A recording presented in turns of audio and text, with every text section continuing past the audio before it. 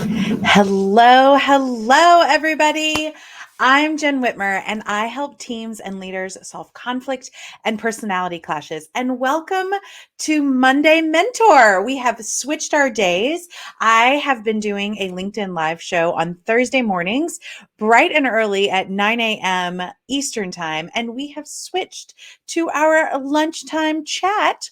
Hmm, here on Mondays at 1 p.m. Eastern. So if you are here live, let me know that you are here live. If you are catching the replay, let me know that you're here on the replay. So today we're going to talk about 3 responses to conflict. Now, there are never just 3 ways to do things. So this isn't like details.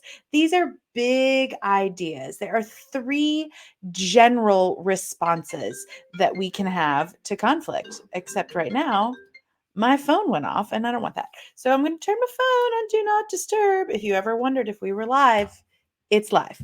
So there are 3 big ideas when we have conflict. So first, I want to give a really quick definition of what I mean by conflict. So if you have a definition of conflict, let me know in the comments what your definition is.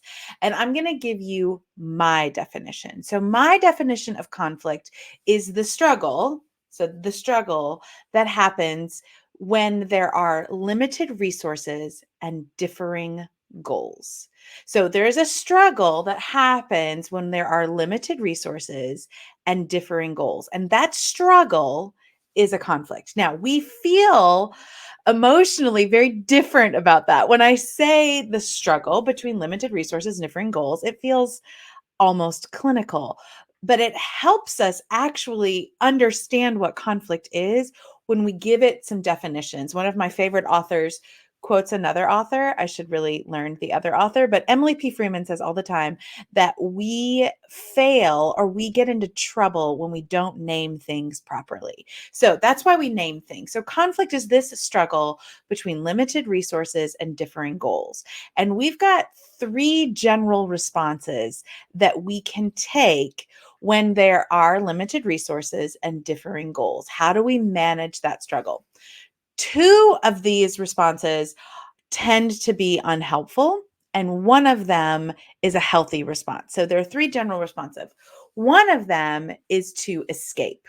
That is run away, that is leave the meeting, that is just not engage and kind of agree.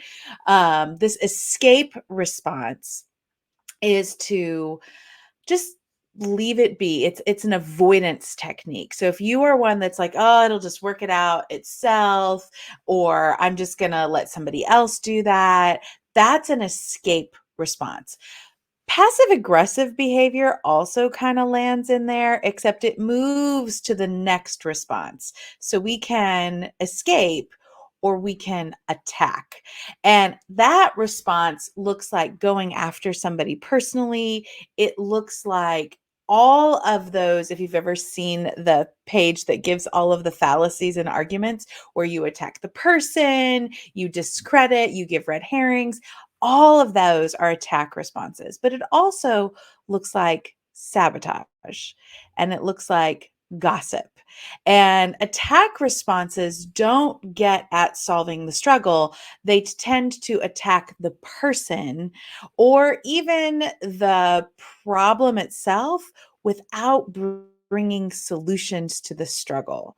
So those 2 responses, as I bet you can imagine, are not healthy responses to conflict. So we can avoid it, we can run away, the like get off the meeting and want to take a nap, like those types of responses are escape responses that don't do anything to untangle that struggle. And then there are those attack responses where you go after somebody, you go after them personally, you sabotage the project, you are passive aggressive in that way, or you're gossiping and not actually really going for a solution. So I'd love to know in the comments if you've ever done any of these things. I have absolutely done both of those things, attacked and escaped. And I can tell you from my personal experience, but also all of my training and working with clients, they don't actually solve our problem. We've got limited resources and differing goals, And that's the problem. It's not about the other person. And so attack and escape responses don't get us to our goal, which is solving the struggle and coming to a win-win where everybody remains in relationship. That's what we're going after. That means on our teams at work, that means in our families at home, that in our friendships and our communities. That's what we're going after. We want to resolve and negotiate so everybody stays connected. That's always the goal. And so the way we get there is not escape and it's not attack. The other response is to work it out, is to engage. And there are some misnomers about what does it mean to engage in a conflict? What does it mean to work it out? And so there are two big responses in the work it out umbrella. And one of them is to overlook, and one of them is to have a conversation. So one of them is internal, and one of them is external. So I'm curious, when I did this training, I went much more in depth in the Become a Confident Communicator Challenge a couple weeks ago. And I had some very interesting responses from the people on the challenge. And when I say overlook, what does that mean to you? I'd love for you to think about that. Toss it in the comments. What does overlooking mean? Because I've just explained to you that running away doesn't solve the struggle. So what is overlooking? So I'm going to define overlooking for you and then talk about what does it mean to externally work it out, because we can work it out internally. And that's actually what overlooking is. One of my favorite phrases is that you do not need to attend every argument you've been invited to. And even sometimes when the red carpet is rolled out and you want to attend, you don't have to. There are other ways to work out a conflict before you jump in and either start attacking or working it out. And so overlooking is a process of internally working out the conflict. That means you're identifying what the problem is, you're acknowledging that it is a problem, and you're making the choice to forgive, and you're making the choice to solve the problem internally. And sometimes that is the best course of action because you can't necessarily get to the other person. You are in relationship with them anymore. The problem is too big. You have to start with yourself first and decide. Overlooking is an active way to resolve the struggle of limited resources and differing goals. You've decided, I'm going to either change what's happening, I'm going to give up something, I'm going to forgive. All of that happens internally. And sometimes that's not enough. While that is an absolutely appropriate response to acknowledge, to address, and resolve internally, sometimes you need to acknowledge, address, and resolve externally. And that is what having a hard conversation looks like. That's working it out in a way that is with the other person, starting to resolve that struggle of the limited resources and the differing goals. And those conversations get real scary. And even if you feel like you're a great communicator, those conversations are challenging. And that's why I created the How to Have a Hard Conversation online course. That course takes you through not only knowing when it is time to have those hard conversations, when is overlooking not the right response, when it's the time to kind of like figure out, yeah, I've got to do this and it needs to happen now. That is one of the lessons in the course. But then it's also, how do I work through this? The course helps you go through having those hard conversations that make you unsure, make you nervous, and aren't leading you toward powerful, clear, confident communication. And that's what I want to help you do, is learn how to have those types of conversations. And so if you are interested in getting how to have hard conversations, hold on. There's all kinds of technical difficulties today. In the comments, this is where you can find how to have the hard conversation course. It's only available till tomorrow, but it goes through 4 modules of identifying your problem, preparing for the conversation, how to actually get in the conversation, the messy middle of having the actual conversation, and what happens when somebody comes to you.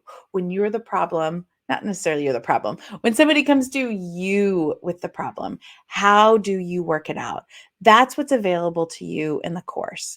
And it's because these 3 responses, only one of them is effective in actually resolving the conflict. When we have limited resources and differing goals, and there is now a struggle, if you escape, you're not going to solve that struggle. And if you attack, you're not going to solve the struggle either. The only way to healthy resolution is to work it out. And you can overlook or you can have the hard conversation. Both of those can be viable and they both have their place, but you have to know the difference of when and you have to know how. And so I hope you've had a little bit of an idea of overlooking. I know that was like a thumbnail view of what overlooking looks like. It's working it out internally. A lot of the time, we have to learn how to have that hard conversation. And so that's what the course, How to Have Hard Conversations, is about. And the reason this is so important is because we waste so much time running away or attacking somebody else. We just waste so much time without actually resolving the conflict. And if you are a leader, your role is more than you think it is to learn how to manage and resolve conflict. Your leadership will rise and fall on your skills in that area. And so, learning how to have hard conversations will catapult your leadership to the next level, and it will help your team improve and bring peace into your relationships. So, 3 responses to conflict: you can escape, you can attack. Both of those are not going to get you what you want. They're actually unhealthy responses. But a healthy response to conflict is to work it out and to learn how to work it out. You've got some options. You can overlook or you can have a hard conversation. I hope that was helpful for you today. I will be back next week on Mondays. We're changing from Thursdays. If you show up on Thursday, I'll probably have a post available to you, but I will not be live. We are coming to you Mondays at 1 p.m. now. And if you've got ideas for topics, you're like, hey, I would really love to know more about this, please drop them in the comments or shoot me a DM. If you have somebody that you would love for me to interview, let me know. I've got a couple really fun interviews coming up for you, some local St. Louis people and some other people from out of town. But if you've got somebody that you would be interested in learning from their leadership or what they've done, let me know. And I would love to interview them. All right, everybody, have a great day. Make sure you go look at How to Have Hard Conversations. I promise it will help you with your leadership and it will change your ability to be an effective and great communicator. All right. See you later.